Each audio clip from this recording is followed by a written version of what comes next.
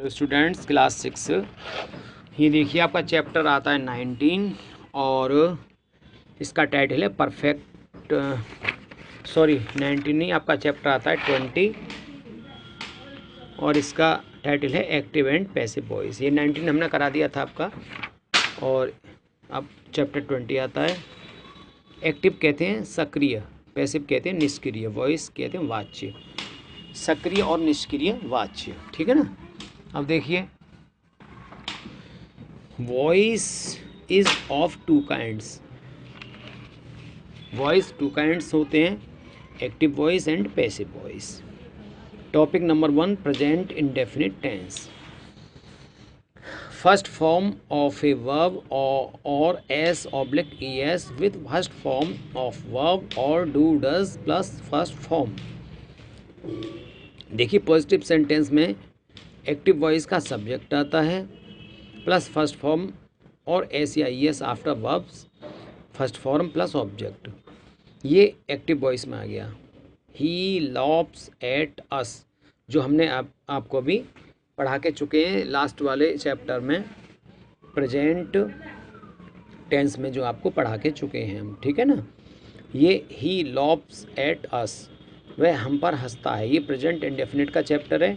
ही subject आ गया, laughs main verb की फर्स्ट फॉर्म प्लस एस या एस आ गई है और अस हो गया ऑब्जेक्ट, ठीक है ना। तो देखिए इंपॉर्टेंट रूल देख लीजिए सब्जेक्ट और ऑब्जेक्ट के। आई एक्टिव से पैसिव बनाते समय आई को मी में चेंज कर देते हैं, सब्जेक्ट को ऑब्जेक्ट रूप में चेंज कर देते हैं, वी को अस में, यू को यू में, दे का देम में, ही का हिम में, शी का हर में। तो देखिए अब पैसिव वॉइस में क्या रूल रहता है, सब्जेक्ट का ऑब्जेक्ट, ऑब्जेक्ट का subject plus is am are plus first third form of the verb plus by plus subject becomes object, ठीक है। जैसे we are laughed at by him, तो देखिए ही लाफ्स एट अस, इसी का यहाँ पर चेंज कर दिया है। तो अस ऑब्जेक्टिव केस में आ गया। अगर अस ऑब्जेक्टिव केस में है तो इसको सब्जेक्टिव केस में वी लाएंगे। वी का देखिए अस आ गया, तो यहाँ पर ये वी आ जाएगा। आर ये हेल्पिंग वर्ब आएगी, इज एम आर, तो वी प्लूरल सब्जेक्ट है इसलिए इसके साथ आर आएगी। लाफ्ड मेन वर्ब की थर्ड फॉर्म, मेन वर्ब की थर्ड फॉर्म, इसमें हमेशा मेन वर्ब की थर्ड फॉर्म आती है पैसिव वॉइस में। एट बाई हर, बाई इसमें एजेंट का काम करेगा और हिम ही का देख लीजिए हिम हो गया, क्योंकि ही यहाँ पर सब्जेक्ट था, इसको ऑब्जेक्ट में चेंज कर दिया तो इसका हिम हो गया, ठीक है। अब नेगेटिव देख लीजिएगा।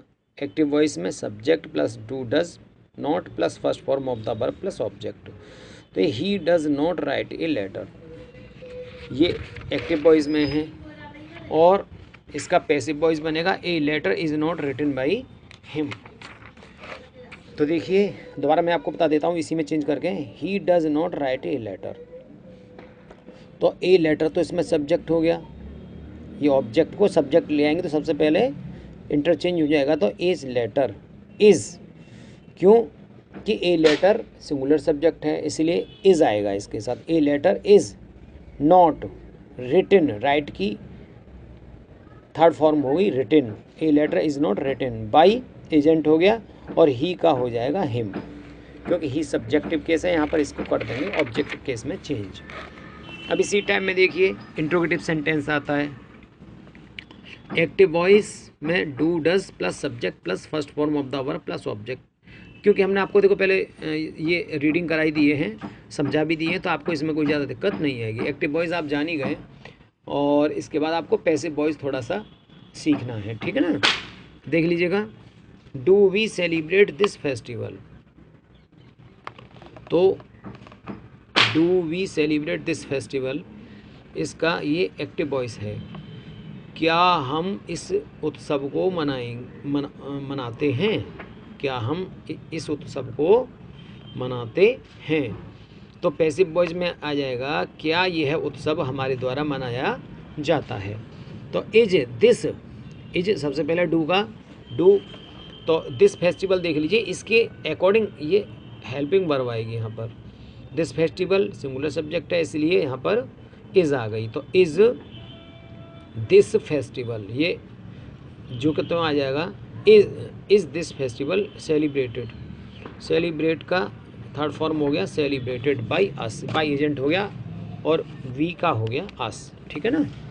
अब इंट्रोगेटिव एंड नेगेटिव देख लीजिएगा। जैसे एक्टिव वॉइस में आपको बताया था मैंने, डज रश्मि नॉट टीच मी, क्या रश्मि मुझे नहीं पढ़ाती है, तो क्या मैं रश्मि के द्वारा नहीं पढ़ाया जाता हूँ, ये पैसिव वॉइस में आ जाएगा। तो एम, तो me, does Rashmi not teach me, तो मी का तो इसमें जो मी है वो क्या है, सब्जेक्ट है, ठीक है। तो इसके अकॉर्डिंग इसको चेंज करेंगे, एम आई नॉट, एम मी क्या, मी ऑब्जेक्ट है, ये सब्जेक्ट हो गया आई, तो ये आई के साथ क्या लगता है, एम लगता है, इज़ और आर तो नहीं लगता, तो am I not taught, teach का हो जाएगा taught by Rashmi, by agent और रश्मि सब्जेक्ट हो गया, ठीक है ना।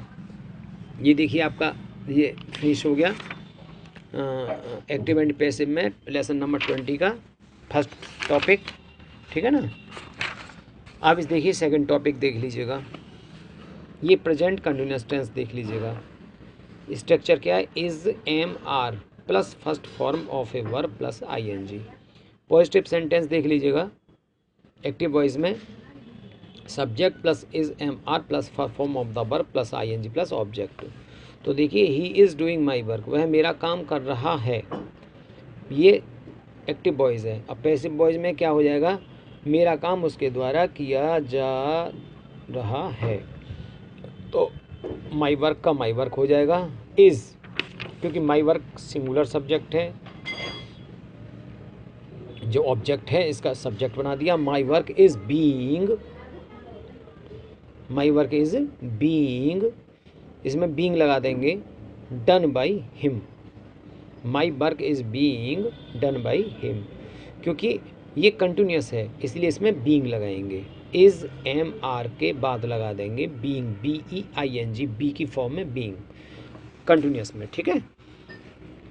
अब नेगेटिव में देख लीजिए, we are not cooking your food, तो वी सब्जेक्ट, हम, we are not cooking your food, हम तुम्हारा भोजन नहीं बना रहे हैं, तो इसका पैसिव वॉइस देख लीजिए, योर फूड, ये ऑब्जेक्ट का सब्जेक्ट आ गया, your food is not being cooked, main verb की थर्ड फॉर्म आ गई, is not being cooked by us, we का हो जाएगा अस ऑब्जेक्टिव केस में।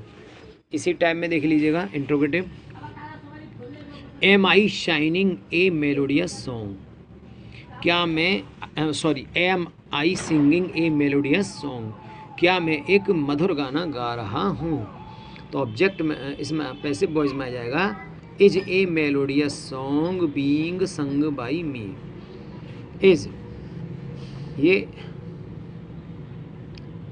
Is a melodious song, is क्यों आया, ए मेलोडियस सॉन्ग, ये सब्जेक्ट आ गया सिंगुलर, जो यहाँ पर प्लूरल सब्जेक्ट, जो यहाँ पर ऑब्जेक्ट था इसको सब्जेक्ट बना दिया, तो सब्जेक्ट के अकॉर्डिंग ही तो इसमें मैन वर्ब आएगी, तो is a melodious song being संग, मैन वर्ब की थर्ड फॉर्म बाई मी, मेरे द्वारा, ऑब्जेक्ट हो गया आई का हो गया मी ऑब्जेक्ट, ठीक है ना।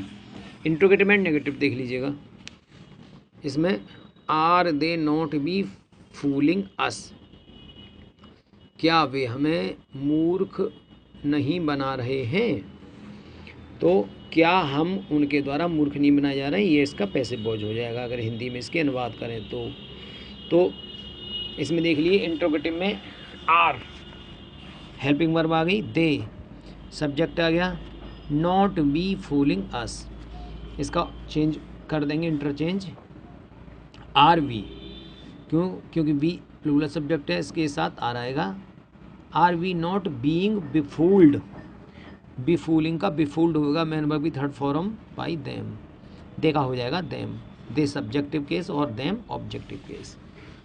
तो ये आपका टॉपिक नंबर 1 और टॉपिक नंबर 2 आपका हो गया फर्स्ट वीडियो में। अब आपको सेकंड वीडियो हम इसी लेसन की कराएंगे। आप इसको लर्निंग कीजिए। ओके।